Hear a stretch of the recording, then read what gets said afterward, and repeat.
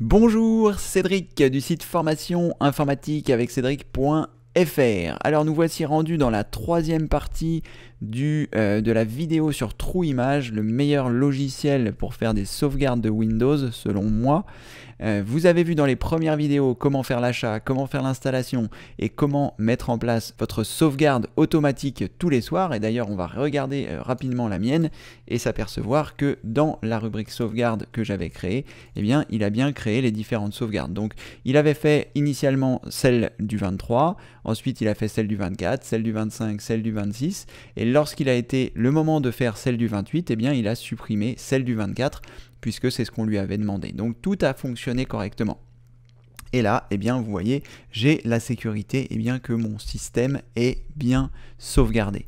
Alors, qu'est-ce qu'on va pouvoir faire avec ce fichier? Parce que c'est bien, comme je vous l'ai montré précédemment, l'avantage c'est qu'on peut consulter l'intérieur. Donc ça, c'est vraiment quelque chose de bien. Si vous avez supprimé quelque chose, vous pouvez revenir en arrière. Et eh bien, ce qui va être très intéressant, c'est que si par exemple, vous avez un problème avec votre PC, si par exemple vous avez un problème avec votre disque dur, si par exemple vous avez le moindre problème, eh bien cette chose que vous faites tous les soirs ou tous les matins en fonction du moment que vous avez choisi, va vous permettre de remettre votre système tel qu'il était lors de la sauvegarde. C'est-à-dire que moi ici, on est aujourd'hui le 29/01, je regarde la sauvegarde qui se trouve ici, elle date du 28/01/2019 à 20h24.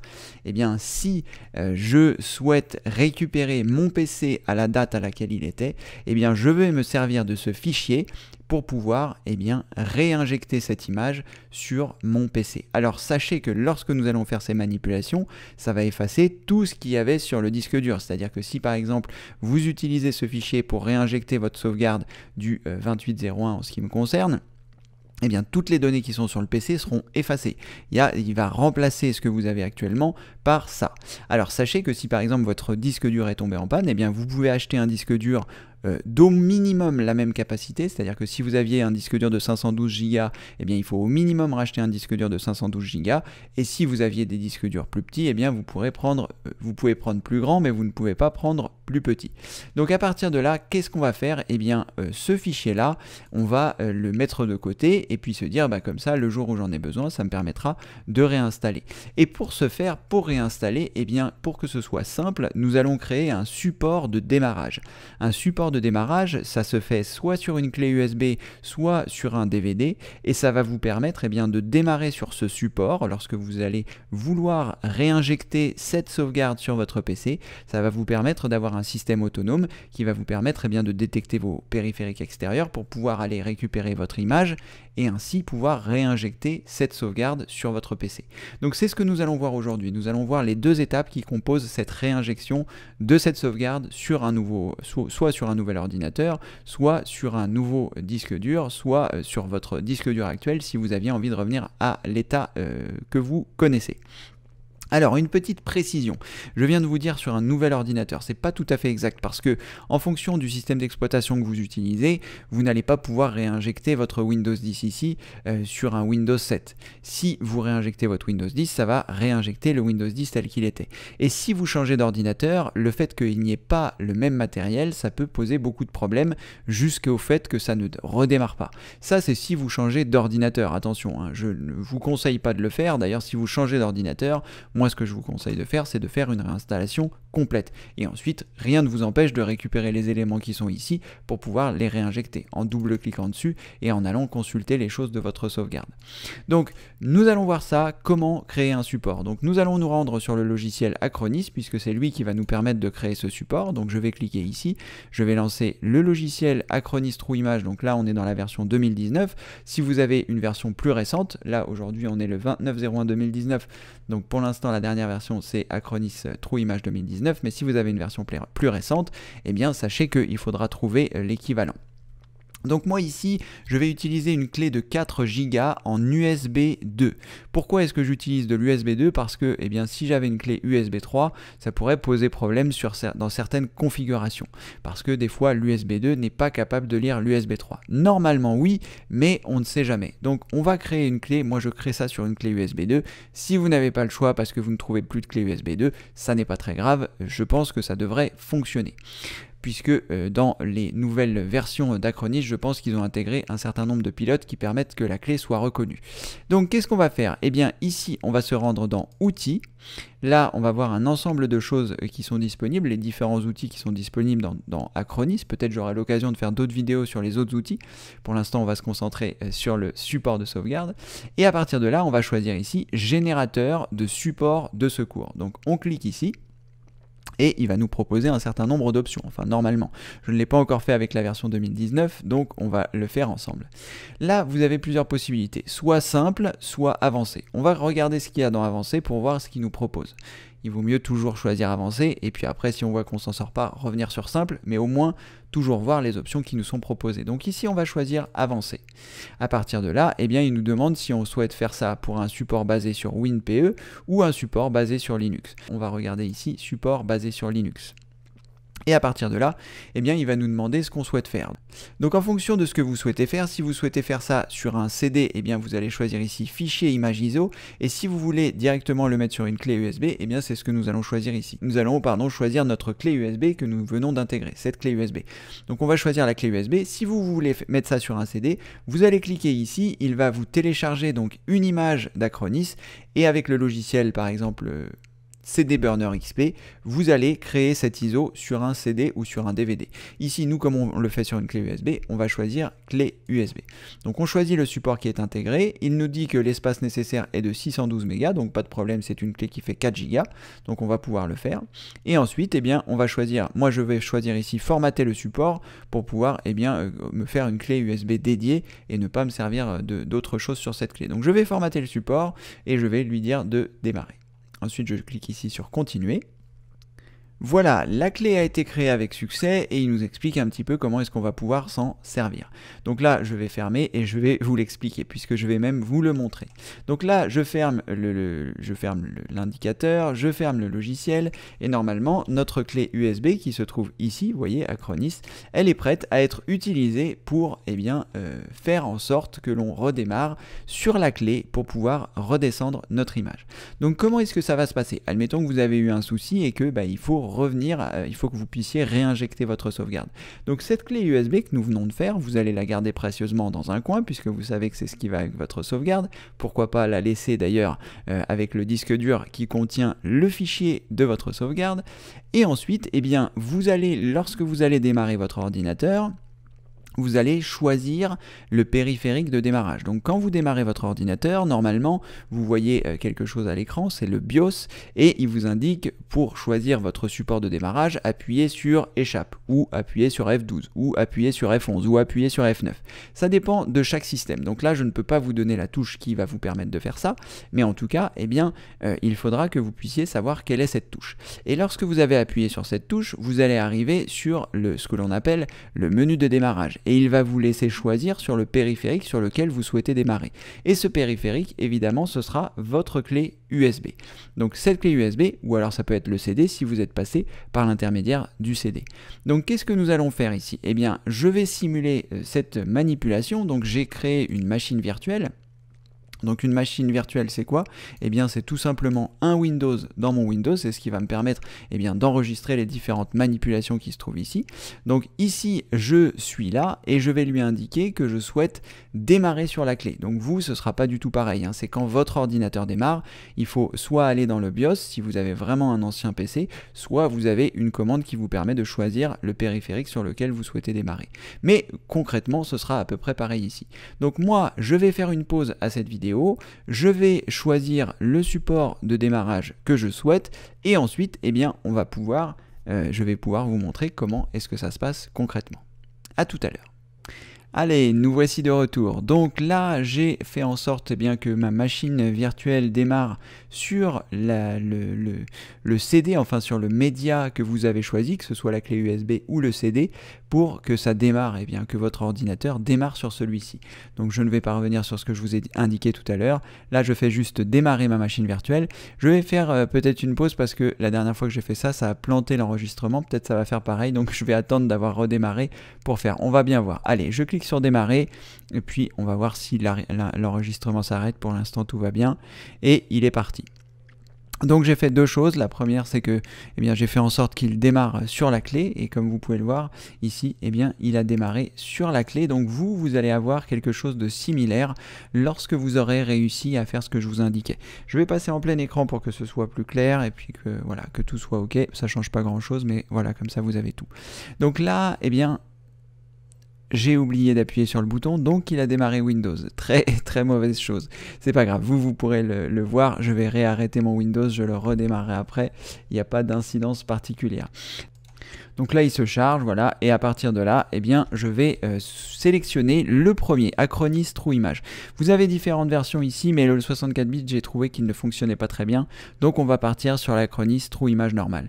Une fois que vous l'avez sélectionné, donc vous pouvez cliquer dessus normalement avec votre souris, et sinon, avec les flèches de votre clavier, vous pouvez monter ou descendre, et lorsque vous avez choisi le bon, vous pouvez appuyer sur la touche Entrée pour que ça démarre. Donc là, le logiciel vient de démarrer, donc il faut lui laisser un petit peu de temps avant que tout se charge, et ensuite vous allez arriver sur l'endroit que vous allez voir à l'écran. Donc ne vous inquiétez pas, il va charger un certain nombre de choses comme vous pouvez le voir à l'écran, et au bout d'un moment, vous arriverez au bon endroit, sur l'interface qui est plus graphique, rassurez-vous que ça. Voilà. Donc là, Acronis s'est lancé, on va pouvoir voir les différentes choses, et c'est à partir de cet endroit-là, de cet utilitaire-là, que vous allez pouvoir restaurer votre système.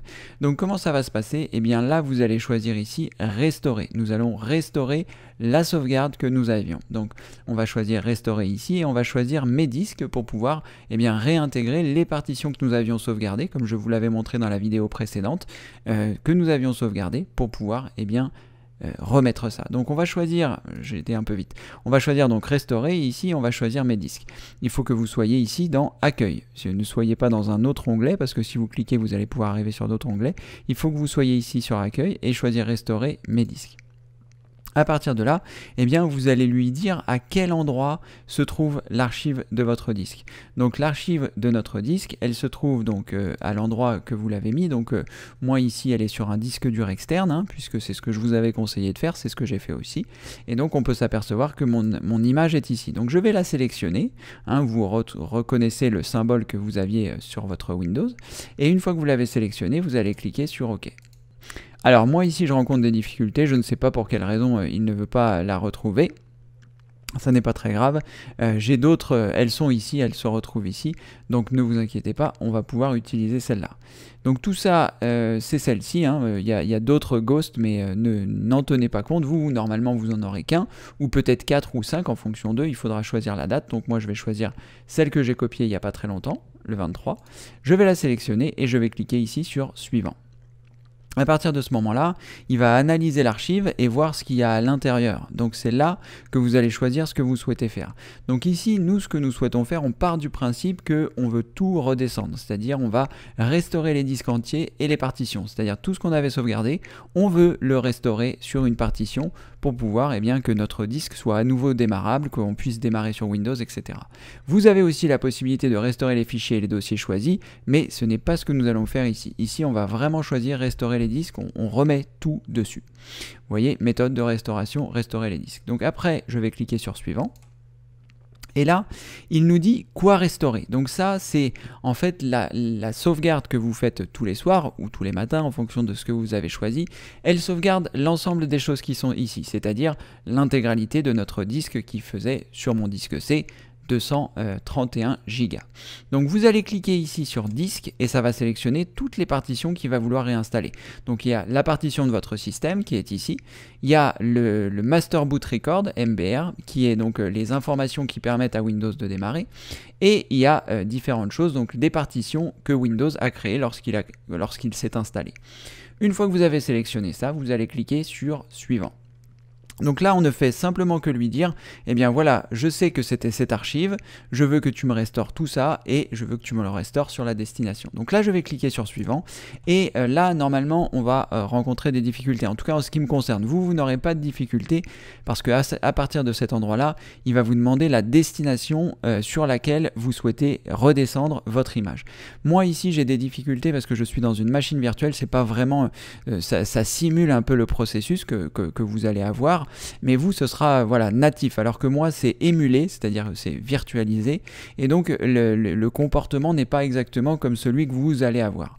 Parce que ici on va s'apercevoir que moi il va détecter mes disques, mais comme c'est un disque virtuel, il va avoir du mal à redescendre l'image. Vous, puisque ce sera un disque physique que vous avez mis dans votre ordinateur ou que vous aviez déjà dans votre ordinateur, eh bien vous n'aurez pas le souci. Néanmoins, on va aller jusqu'à l'étape où il nous demande de sélectionner le disque. Moi je ne pourrai pas sélectionner le mien, mais vous pourrez sélectionner le vôtre. Et ensuite, eh bien, je vous dirai comment ça se passe.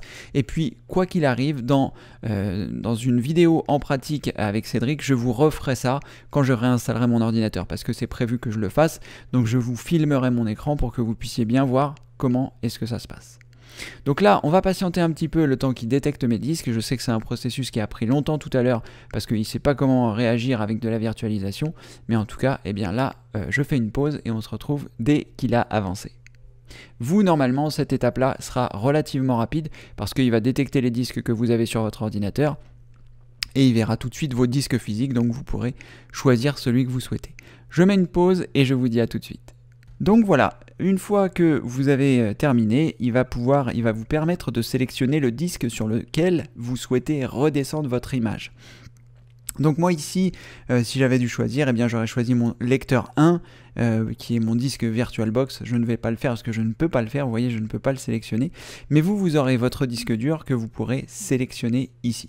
Donc vous le sélectionnerez, vous cliquerez sur suivant. Je ne sais plus exactement quelles sont les manipulations derrière, mais il va vous demander une confirmation, vous disant que ça va écraser les partitions. Vous allez cliquer sur oui, et ensuite, eh bien, vous allez arriver sur une fenêtre de progression qui va vous indiquer, eh bien, voilà, qu'il est en train de faire le travail. Une fois que vous avez fait ça, vous pouvez même cocher une case, il y aura une case à cocher qui vous dit éteindre l'ordinateur lorsque le processus est terminé, et comme ceci, eh bien, il éteindra l'ordinateur, vous pourrez débrancher votre support externe et redémarrer sur votre nouveau disque dur avec sur lequel eh bien, vous pourrez avoir redescendu votre image et les choses qui le contenaient. Donc là, moi je ne peux pas aller plus loin, je ne peux pas vous montrer la suite, mais rassurez-vous, la suite est très simple. Comme je vous l'ai indiqué, vous sélectionnez votre disque.